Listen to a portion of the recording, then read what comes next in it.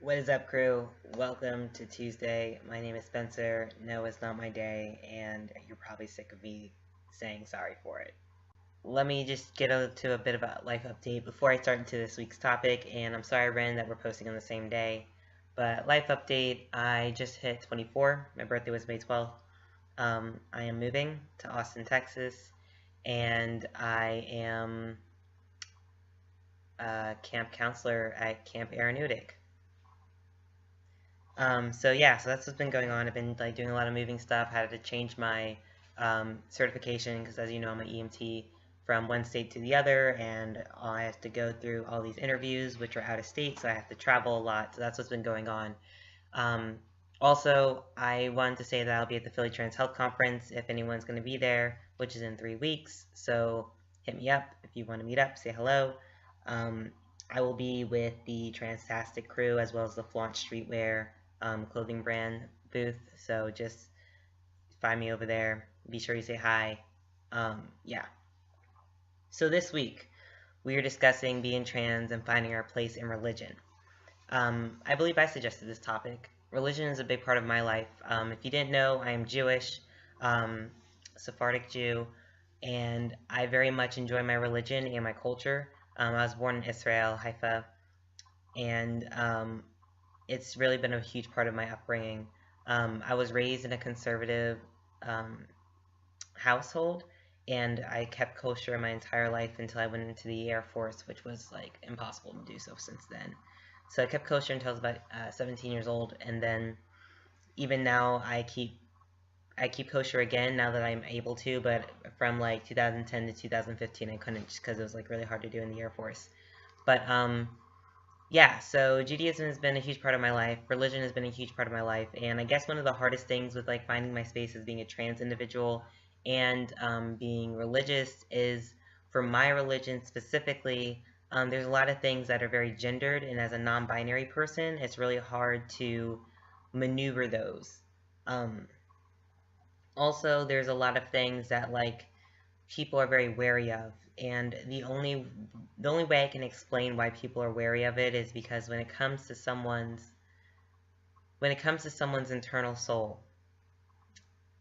no one wants to make mistakes, and being transgender is kind of a gray area for a lot of people.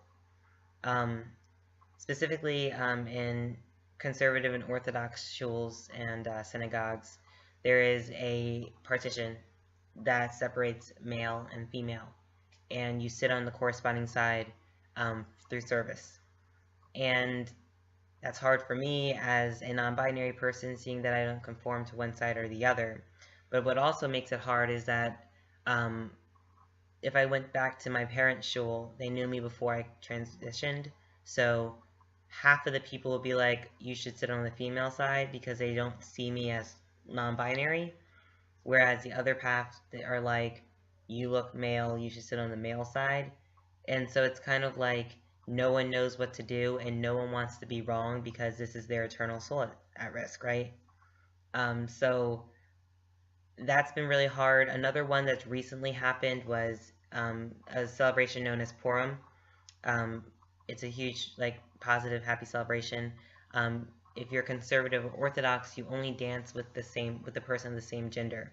So with the people who knew me before I transitioned, they're like, I don't know if I should dance with you. These are cis men because you're not biologically male.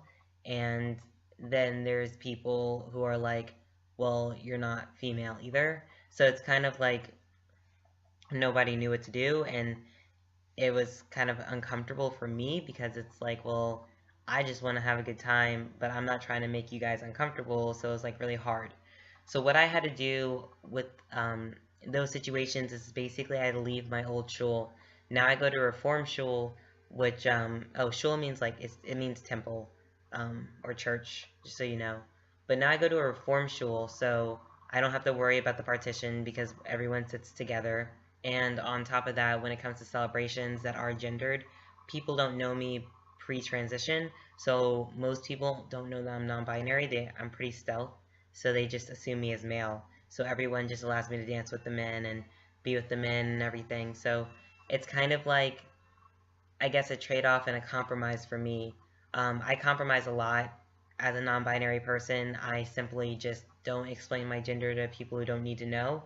I allow people to just use he, him pronouns in passing or as strangers or as acquaintances because it's just a conversation that I don't want to always have to bring up, and I don't want to always have to educate society on it. So it's a compromise for me because if they're seeing me as male, it's better than them seeing me as female, in my opinion. So it's fine, but you know, it's also kind of like I'm not male, so it's hard. But I've been able to live with the compromise. I still get a lot out of my religion.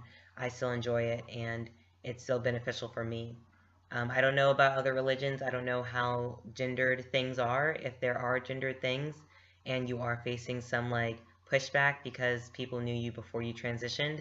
My advice to you would be to find a different place of worship, and I guess basically just be stealth. I mean, if you don't want to be stealth or you don't have that option, then find a more liberal place of worship. I know in Atlanta there are LGBT shuls as well as churches and um, um, mosques. So if you can find that in your area, then maybe that'll go better for you. But I very much enjoy my religion, and I very much am happy that I'm able to worship the way I would like to, and I'm seen the way I want to be seen. So I don't have any negative feeling towards religion, and I've still continued to be very religious throughout my transition.